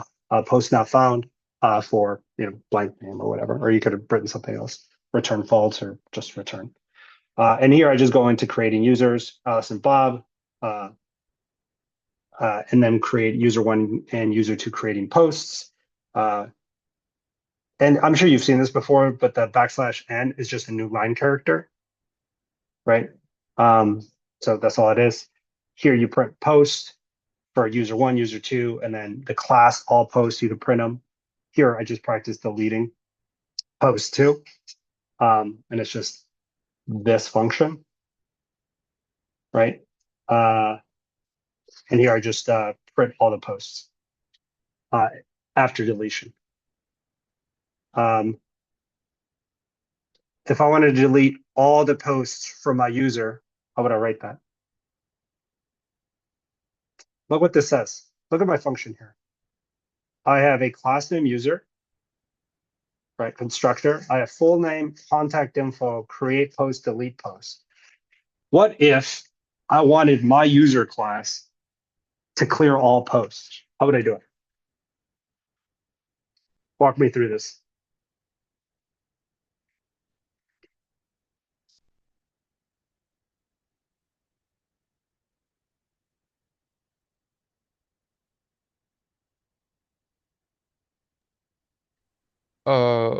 Would it be user dot all what was it Write it into all the class. So I think you're getting confused because I kind of showed you how to hack it and just kind of find out what was inside application users. But I don't want you to do that. I want you to write it like you normally would.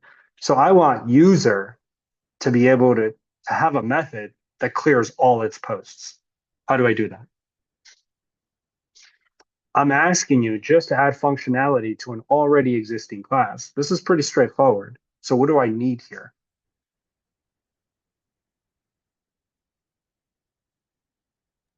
a new method? That's Okay. it. Don't overthink it. Just need a new method. There we go. Here we go. I need a def clear all posts.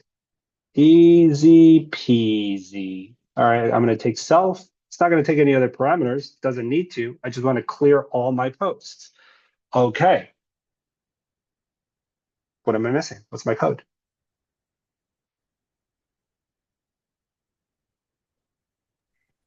Can you put del self dot post?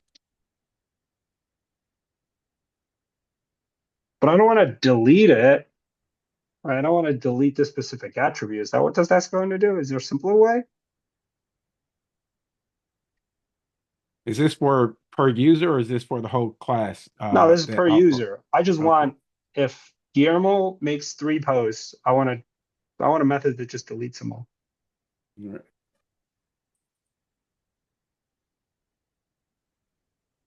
What's the easiest way to do this?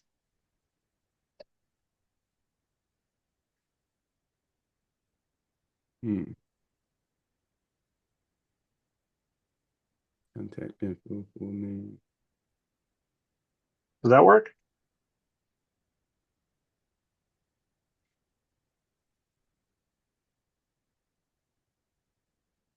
Let's see. Yeah, it should work. Okay, I have user 1, right? And I'm going to comment out user 2 and just user 2 because I don't care. Actually, this created more of a hassle than anything else. Never mind. I am not going to. Just gonna leave it. Right, I'm gonna leave it for the sake of simplicity. Okay, cool. So now all of a sudden this user class has a method that's just called clear all posts. Okay, cool. So here I have two users. They create a bunch of posts. Cool. Right here, I'm just, I'm gonna comment these two out, and I'm just gonna leave this print statement here. All posts. No, I'm gonna comment on this. And I'm gonna comment in, sorry about that. Just user one. Okay, so here it's gonna print Alice's posts, right? Mhm. After they created, and they created two posts, right? Join this awesome new app and then sharing my first photo. Cool. So that Alice's posts, I'm going to comment this out so it doesn't run. And I am going to comment out this.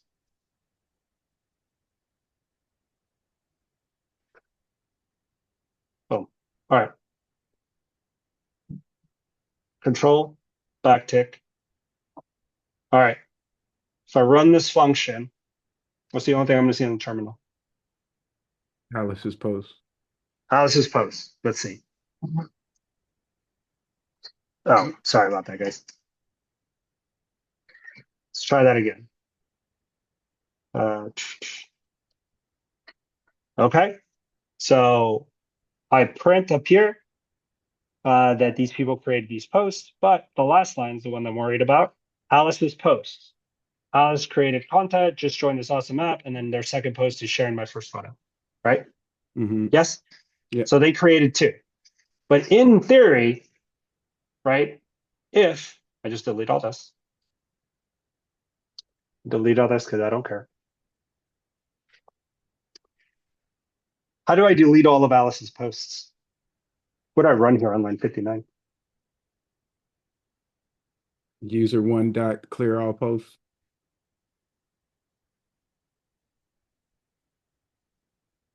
Okay, so that's what you're saying.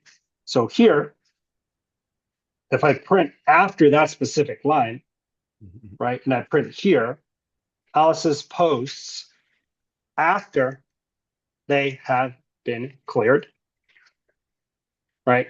So it should show me two print statements. It should show me that she posted two things. And the last line should be an empty list, right? Right. Let's see.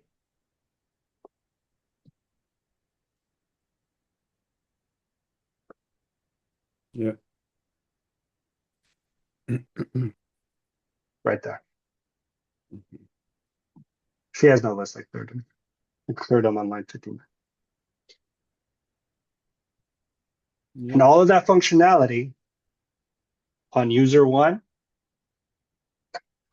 earlier when I added her to application, I could have added more than one user. And I could have added functionality to all of them if I wanted to. Right? Mm-hmm. Make sense? Yeah.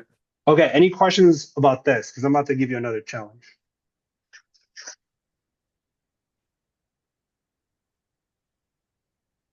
Questions about this? Clear as mud. Just so Yeah. you're aware, object-oriented program, OOP, to me is the hardest thing to learn in the program. If you can get OOP, everything else is easier. Typically, the three hardest things in the program are OOP, React, and some people think Django is kind of hard, but typically the two hard ones that people complain about is React at the end and OOP. But if I had to pick one, it's OOP. It's this. Because conceptually it's very different to probably anything you've done before. And system architectures are very complicated. And this is kind of like a beginning understanding of how to develop applications. So the hardest thing, if you can get this, you can get everything else. Any questions? Sorry, I just went on a rant right there. Any questions about this before I give you your next little challenge? Yep. Good? Mm-hmm. All right. So remember this? This is from today's class. Class dog. Are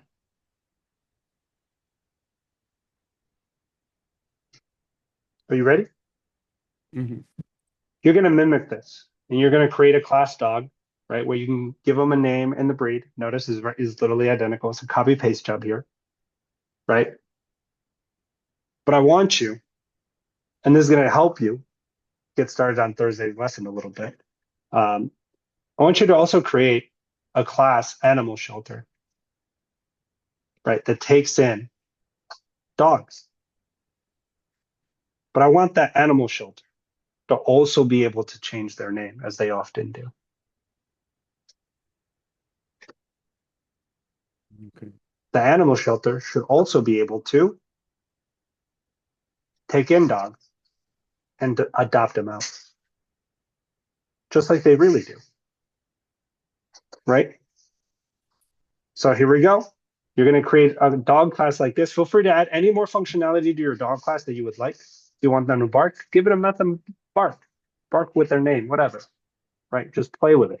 So you're going to recreate this dog class, but then you're also going to give me an animal shelter class that can take in dogs. And it can remove, or not remove, it can take in dogs, strays, and it can also adopt them out. Make sense? Yep. Alrighty. I'm going to give you probably about 30, 35 minutes, and I'll bring you back and we'll wrap up, okay? Okay. Give it a shot.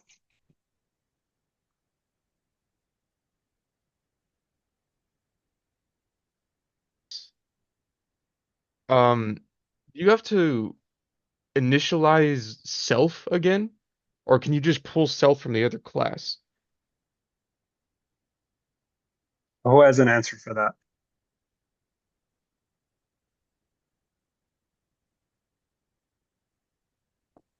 You can't pull self from another class, right? Because that's a different self. I thought so, yeah.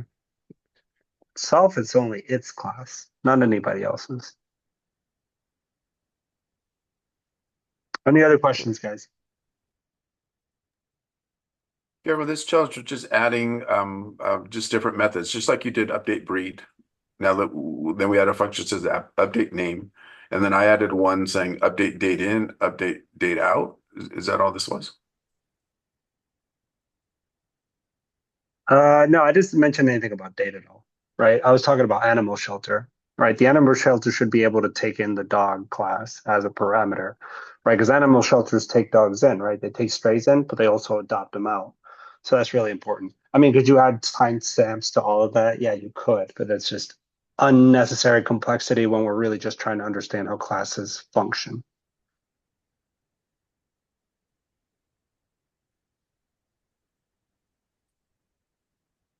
Any other questions about this challenge? You can do it with anything. Could be Tron, right? I could have given you gun store and guns, right? Yeah. It could have been Dairy Queen and ice cream cones, right? It could have been puppy mill and cats or puppy mill and puppies. Could have been Right. anything, right? Okay. So I have a rough iteration of it. I can just show you. And again, feel free to redo it on your own. I just want to make sure that you have something to go off of. One, share. All right. Can you see my screen? Yes. Alrighty. Do you see my very simple dog class? It just has name, breed, and then speak. Mm-hmm. Okay. When I run this file, I'm going to run my dog.py file. What are you going to see in the terminal?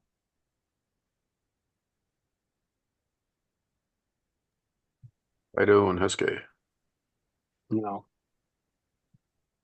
You're gonna see the you're gonna see the address again. Yeah. Just going to see the address. There's some kind of dog object at this memory address.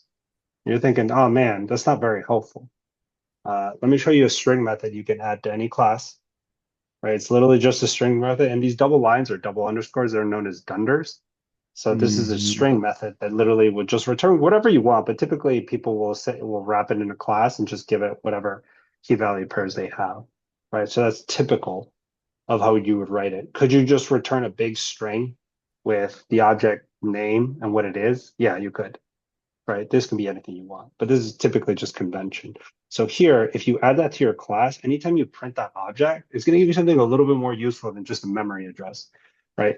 There you go. Gives me name, Fido, breed, Husky. And Yep. this is all you need to add. Notice it doesn't break the class any, right? If I didn't have it, I'd get nothing. But if you add the string method dunder, you get something more helpful. Just know that you can add that in Python to any class. And pretty much every language has a version of that. Make sense? Okay, so here I just create literally a dog named Fido, and his name is Fido, and he's a husky. Cool. Right. And here I was just printing Fido there just to show you that, hey, you could just add this string dunder method, and it'll give you something more helpful. Right. You did that to any class. Cool. So here's animal shelter. An animal shelter, just on its instantiation, right? It creates two lists.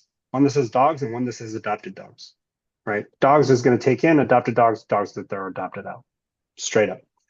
And here, look at my method. It says take in dog. It takes in a dog, but this is a dog class, a dog object, right? And it literally just appends it to dogs, right? And this is just for me, a print statement that says, hey, took in dog name, this breed. Easy, right? Then I have adopt a dog out. Let's take it line by line, right? I grab the name, and that's how I'm identifying my dogs, just by name. Right? Adopt a dog, and I pass it the name. It checks, hey, is dog in self dogs? This specific dog, right? If my dog name equals that dog name, I want you to remove it from dogs because we're about to adopt it out. Remove it from that first list, and I want you to append it to that second list because we just adopted it out. Right? And here, this is just for me, adopted out dog name, dog breed. Easy, return true, return dog, but you're going to return nothing. It doesn't matter. Right? And obviously, if it's not in there, right, return none or return, hey, couldn't find a dog with that name, whatever. Yes? Eventually, you'll learn about exception handling and errors and everything, but that's not today. And then you could just throw an exception or throw an error. And you can even make custom-made errors for your application if you want. Cool. And the other thing that I asked you for is, hey, I want to be able to change that dog's name, right? Because a lot of the times when dogs go into shelters, they don't have collars. That's why they're on the street. They don't have names. We don't know their name. We have to give them a name, right? So there you go. A dog changed name. It's going to take two parameters. It's going to take whatever you think the old name is. It could be even an empty string if you don't know what it is. And then you just give it a new name. And this just iterates over dogs. And it says, hey, if dog name equals old name, I want you to reassign dog name to whatever new name was passed into the function. So even if you didn't know the old name and it was an empty string, I want you to reassign that empty string and give it a real name, right? And I want you to print the name.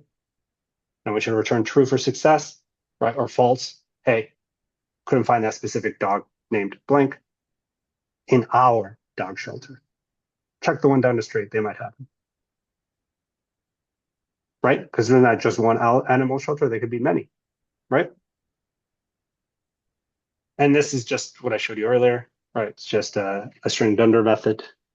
All right. So I've already created Fido, right? So Fido is right there. I want the animal shelter to take in Fido. What do I have to write on line 53?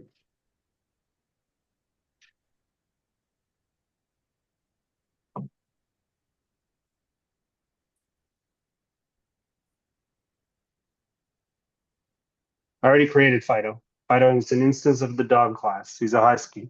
He's on line 17. I want animal shelter to take in Fido. At the end of this class, what do I have to write?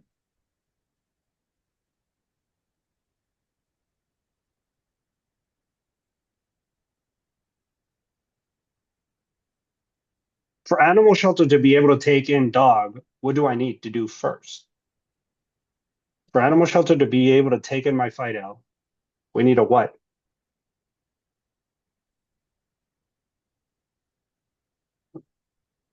On line 53. We need to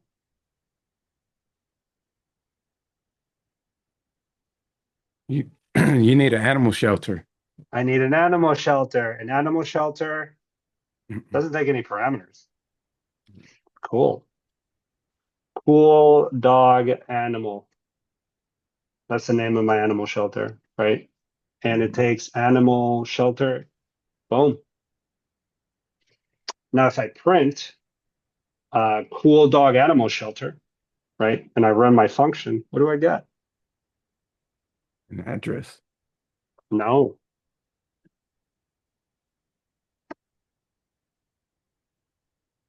What do I Hmm. get?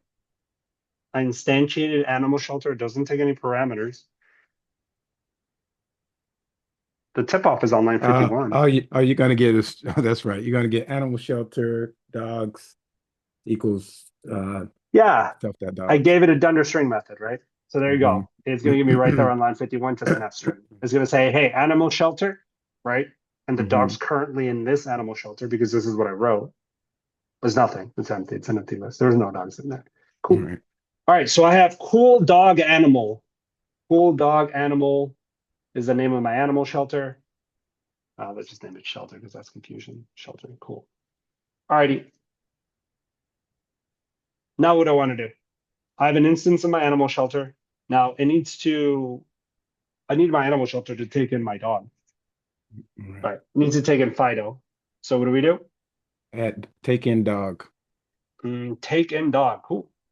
So I'm going to do take in dog, right? And I'm going to pass in Fido. It's going to take in Fido. Cool. How do I check if that worked here? I can print what? Just print cool dog animal shelter. Cool dog animal shelter. Yeah. Just print that. That's it. Yeah. All right. I'm going to run that. Yeah, there's something in there. There's an object. There's a dog class in there. Cool. Cool, cool, cool, cool, cool, cool, cool. Awesome. So we know it's in there. Awesome. What if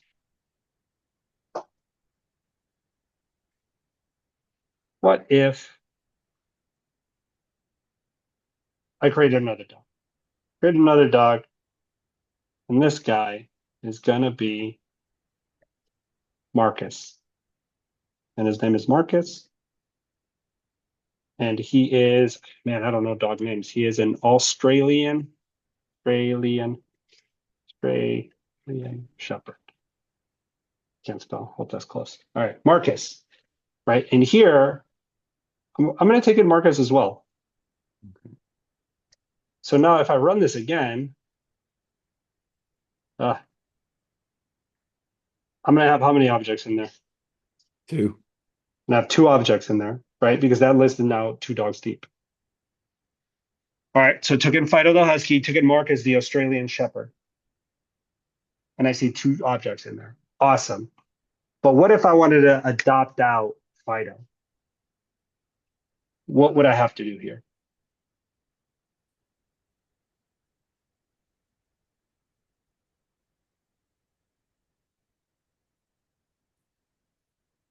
I want to adopt out Fido and I want to check that same list. And Marcus is the only one that should be in there.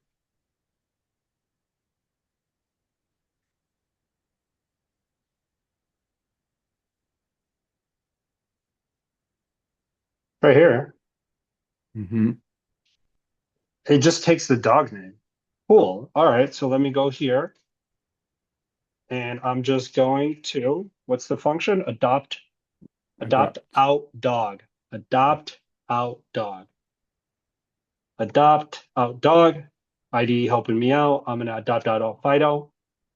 Right. And if I run that again on line 61, my object should only be one. It should only be Marcus in there. Run it in there. And what is this showing me? I'm showing you still got 2 objects in there. Let me save that again. Run in it again, make sure I didn't mess anything up. So showing 2 objects, right? So I didn't adopt out dog Fido, right? All right, so this might be a little bit